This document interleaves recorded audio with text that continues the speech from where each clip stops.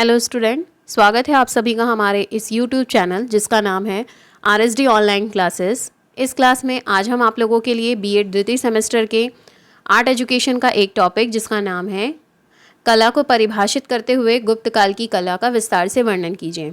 आपके लिए इसके आंसर्स जो हैं वो हम लेकर आए हैं। तो देखते हैं इसमें हम पहले क्या लिख सकते हैं। पहला है इसमें प्रस्तावना। समस्त महात्मा गांधी के अनुसार समस्त सच्ची कला आत्मा का प्रतिबिंब है। ये ब्रह्म नहीं वरन आंतरिक मन है जो कला द्वारा दिखाई देगी। कला शब्द अत्यंत प्राचीन एवं रूढ़ है। इसका इतिहास अत्यंत पुराना है। भारत में कला को पहले शिल्प की संज्ञा दी जाती थी। कला संस्कृति की वाहिका है। भारतीय संस्कृति के विविध रूप मानवीय एवं रचनात्मक एवं कलात्मक रूपों में व्याप्त है। कला व्यापक अभिव्यक्ति का माध्यम है। भाषा के विकास के पूर्व अभिव्यक्ति का प्रमुख साधन कला ही था। भारत की संस्कृति एवं कलाएं विश्वविख्यात है तथा भारत इस अमूर्त सांस्कृतिक धरोहर को संजोए हुए है। भारत में कला का इतिहास लगभग 3री शताब्दी ईसा पूर्व का माना जाता है। इसके इतिहास में चित्रकला, मूर्तिकला, मिट्टी के बर्तन, बुने हुए रेशम के वस्त्र विश्वविख्यात हैं।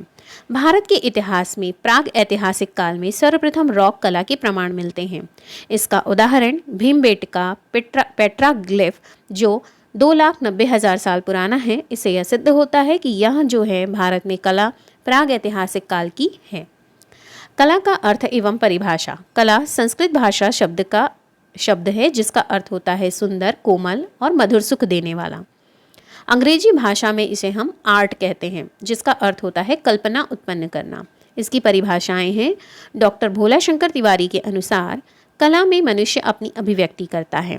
शोपेनहावर के अनुसार सृष्टि एक दिव्य रचना है और कला पवित्रता की अभिव्यक्ति करता है। प्लेटो के अनुसार कला सत्य की अनुकृति है। कला की विशेषताएं देखें तो इसकी निम्नलिखित विशेषताएं होती हैं जैसे प्राचीनतम, धर्म प्रधान, अनामिकता, सत्यम शिवम सुंदरम और परंपरा। प्राचीनतम कैसे कि भारतीय कला अत्यंत प्राचीन है। इसका उदाहरण हमें भीमबेटका की गुफा से मिलता है। धर्म प्रधान, भारतीय कला जो है उसमें धर्म भारतीय कला की प्राण है जिसमें कला के माध्यम से हम अपने धर्म की अभिव्यक्ति करते हैं। अनामिकता, प्राचीन समय में कलाकार अपने नाम और पहचान को गोपनीय रखते थे और सृजन को महत्व देते थे। अतः हम कह सकते हैं कि भारतीय कला में अनामिकता प्रदर्शित होती है। सत्यम शिवम सुंदरम, भारतीय कला में भावना की प्रधानता उस कला की सत्यता और सुंदरता को उजागर करती है। इन सभी कारणों से उनमें नवीनता जो है वो हमको दिखाई देती है। परंपरा, भारतीय कलाएं नवीनताओं को प्रदर्शित करती हैं किंतु उनमें आधुनिकीकरण का भी बोध नहीं हमको दिखाई देता क्योंकि भारतीय कला में अपनी परंपराओं का सम्मान जो है वो किया जाता है। भारतीय कला के यदि हम पक्ष देखें तो इनके निम्नलिखित पक्ष होते हैं जैसे इनकी आकृति। कलाओं में जैसे प्रत्येक दृश्य वस्तु की हर एक वस्तु की आकृति होती है जो हमें दिखाई देती है। आकृति रचना, भाव और गुण के आधार पर की जाती है। यदि इसकी मुद्राएं देखें तो यह भाव को प्रदर्शित करता है जिसके लिए वह अपने हाथ, पाँव, मुख, नेत्र आदि का प्रयोग करेगा। अलंकरण का अर्थ होता है उसे सुंदर बनाना, चाहे वो आभूषण हो या चित्रण। रेखा, चित्ररेखा में चित्र को अत्यधिक विस्तृत करने के लिए ब्रश के द्वारा रंगों का प्रयोग किया जाता है। वर्तमान परिप्रेक्ष्य में यदि हम कला देखें तो आज का समाज वैज्ञानिक है और इसकी समस्त कला मशीनी है। आज के कलाकार की आकृति केवल संग्रहालयों में हमें देखने को नहीं मिलती वरन सड़कों पर भी देखी जा सकती है। यह संग्रह की वस्तु नहीं है। आज भारत में भारतीय कला की शिक्षा के लिए विश्वविद्यालय की स्थापना की गई है जैसे आगरा विश्वविद्यालय, शांति निकेतन आदि। चित्रकला को प्रोत्साहित करने के लिए विश्वविद्यालय अनुदान आयोग यानी UGC को विशेष महत्व दिया गया है। 1954 में भारत में तथा भारत के बाहर भारतीय कला को प्रोत्साहित करने के लिए भारत सरकार ने ललित कला अकादमी की स्थापना भी की। गुप्त काल का यदि हम इतिहास देखें तो गुप्त काल, क्योंकि हमको इसमें कला के साथ साथ गुप्त कला के बारे में भी पूछा गया है, तो गुप्त कला को यदि हम देखें तो इसका इतिहास साहित्यिक और पुरातात्विक साधनों से हमें ज्ञात होता है। साहित्यिक साधन कौन कौन से होते हैं जिसमें साहित्यिक साधन में गुप्त काल में पुराण जो है वो सर्वप्रथम है, जिसमें विष्णु पुराण, वायु पुराण, ब्राह्मण पुराण प्रमुख हैं। विशाख दत्त द्वारा रचित देवी चंद्रगुप्तम नाटक में रामचंद्र गुप्त नरेश का उल्लेख हमें दिखता है।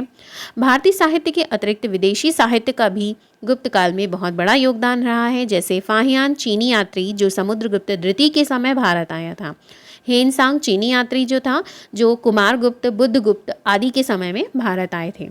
पुरातात्विक साधन यदि हम देखें तो इन साधनों को हम 3 भागों में बांट करके बता सकते हैं कि किस समय हमें या गुप्त काल की कलाएं जो हैं वो किस प्रकार से प्रदर्शित होती थी। जैसे अभिलेखों के माध्यम से। अभिलेख क्या होते हैं? प्रथम अभिलेख समुद्रगुप्त के प्रयाग स्तंभ लेख से हमें देखने को मिलता है, जिसमें उनके राज अभिषेक दिग्विजय की गाथा का वर्णन मिलता है। स्कंदगुप्त का भीतरी अभिलेख, जिसमें हुण आक्रमण की हमें जानकारी मिलती है। हरिशेन द्वारा रचित प्रयाग प्रशस्ति में भी गुप्त काल का उल्लेख हमें मिलता है। सिक्के। गुप्त काल के अनेक सिक्के प्राप्त हैं, जिसमें स्वर्ण, रजक, ताम्र सिक्के प्रमुख हैं। स्वर्ण सिक्के दिनार, रजत सिक्के रूपक और ताम्र सिक्के माशक कहलाते थे। स्मारक। गुप्त काल के अंतर्गत स्मारक जो है वो उसमें मंदिर, स्तंभ, मूर्तियां आदि का भी उल्लेख मिलता है। गुप्त काल की प्रमुख कलाएं। गुप्त काल की प्रमुख कलाएं निम्न हैं, जैसे मंदिरें, चित्रकला, साहित्य, मूर्तियां, संगीत कला इत्यादि। यदि हम मंदिरों को देखें तो गुप्त काल के स्थापत्य कला के क्षेत्र में मंदिरों का महत्वपूर्ण योगदान है। मंदिर नागर शैली में बनाई जाती थी। नागर शैली जो ऊपर से नीचे चतुष्कोणीय आकृति की होती थी और इनके चारों तरफ मंदिर होते थे। गुप्त काल में शिखर वाले मंदिरों का भी निर्माण हुआ था। मंदिर एक प्रांगण में स्थित होता था और प्रवेश के लिए चारों तरफ सीढ़ियां बनी होती थी। गुप्त काल के मंदिरों में दरवाजे के ऊपर गंगा और यमुना की मूर्तियां स्थापित की जाती थी। गुप्त काल में सपाट छत वाले मंदिरों का भी निर्माण हुआ। मंदिरों में देवी देवताओं की मूर्तियां गर्भगृह में स्थापित की जाती थी। उदाहरण, गुप्त काल की प्रमुख मंदिरें हम यदि देखें तो मध्य प्रदेश में तिगहा शिव मंदिर, मध्य प्रदेश के भुमरा मंदिर, मध्य प्रदेश का खोह मंदिर, छत्तीसगढ़ के सिरपुर का मंदिर, उत्तर प्रदेश के ललितपुर मंदिर, झांसी के देवगढ़ का दशावतार मंदिर जो कि पहला शिखर मंदिर रहा है, और कानपुर का भीतरगांव का मंदिर जो ईंटों से निर्मित पहला मंदिर था। गुप्त काल के बौद्ध मंदिरों के साक्ष्य गुप्त काल में यदि हम देखें तो बौद्ध मंदिरों के भी साक्ष्य हमको मिलते हैं, और इस काल में बौद्ध विहार, चैत्यों और स्तूपों का भी निर्माण हुआ है। उदाहरण, सारनाथ का धम्मेक स्तूप, यह स्तूप गोलाकार भी होता था। गुहा मंदिरों के बौद्ध धर्म में 2 भागों में बटा हुआ था, ब्राह्मण गुफा और बौद्ध गुफा। इसका मुख्य उदाहरण अजंता की गुफा तथा बाघ की गुफाएं हैं। यदि हम इसकी चित्रकला देखें तो गुप्त काल में चित्रकला की व्याख्या वात्सायन ने अपनी पुस्तक कामसूत्र में किया है। चित्रकला का विकास गुप्त काल में 2 स्थानों पर देखने को मिलता है, अजंता की गुफा और बाघ की गुफा। अजंता की गुफा क्या है? इसकी खोज 1819 में अलेक्जेंडर कलिंघम ने की थी और यह औरंगाबाद में स्थित है। यहाँ 1, 2, 9, 10, 16, 17, 19 की गुफा में चित्र हमें देखने को मिलते हैं, जिनमें 1 और 2 गुफा में फुलकेसीन द्वितीय के समय की है। 9, 10 की गुफा वकाटक वंश से संबंधित गुफा है जो सबसे पुरानी गुफा है। 16वें नंबर की गुफा जो है वो उसमें मनराशन राजकुमारी का वर्णन है। 17वीं गुफा में बुद्ध भगवान के जन्म, मरण, उपदेश का उल्लेख है। बाघ की गुफा, यह मध्य प्रदेश के ग्वालियर में धार जिले में स्थित है, जिसे जेंडरफील्ड ने खोजा था। इसमें 9 गुफाएं हैं जो मनुष्य के लौकिक कला का वर्णन करती हैं। साहित्य। गुप्त काल में साहित्य का विकास विभिन्न शैलियों में लगाया जा सकता है। गुप्त काल में बहुत से कवि दरबार में विभिन्न कृतियों का संकलन करते थे। उनमें प्रमुख निम्न हैं, जैसे समुद्रगुप्त के काल में हरिशेन थे जिन्होंने प्रयाग प्रशस्ति की रचना की थी। समुद्रगुप्त के काल में वस्तुभट्टी जिन्होंने सूर्य मंदिर बनवाने का व्याख्या को अपनी रचना में किया था। चंद्रगुप्त द्वितीय के काल में वीरसेन ने उदयगिरि गुहा लेख प्रस्तुत किया था।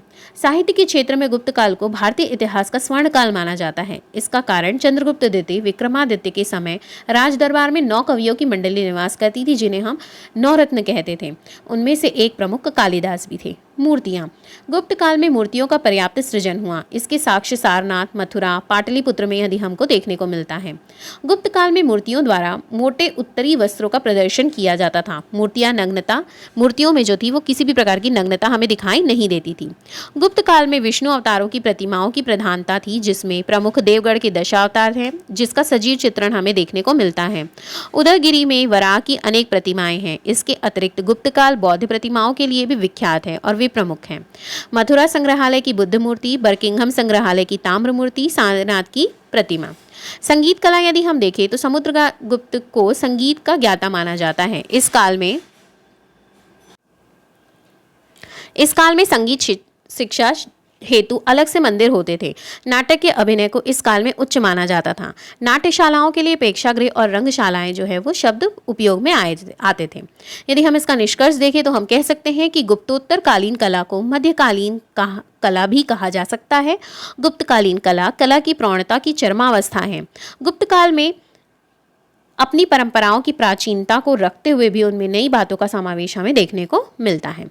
यदि हम इसके संदर्भित ग्रंथ देखें तो इसमें केसी श्रीवास्तव और स्नेहलता चतुर्वेदी की बुक से हमने इसके आंसर्स जो है वो आपको प्रोवाइड कराए हैं। यदि आपको हमारे आंसर्स पसंद आते हैं तो हमारे चैनल को एक लाइक करिए, हमारे वीडियो को लाइक करिए, ज़्यादा से ज़्यादा हमारे वीडियो शेयर करते रहिए और हमारे चैनल को सब्सक्राइब करना बिल्कुल नहीं भूलिएगा, क्योंकि आपका सब्सक्रिप्शन ही हमारा मोटिवेशन होता है। Thank you so much.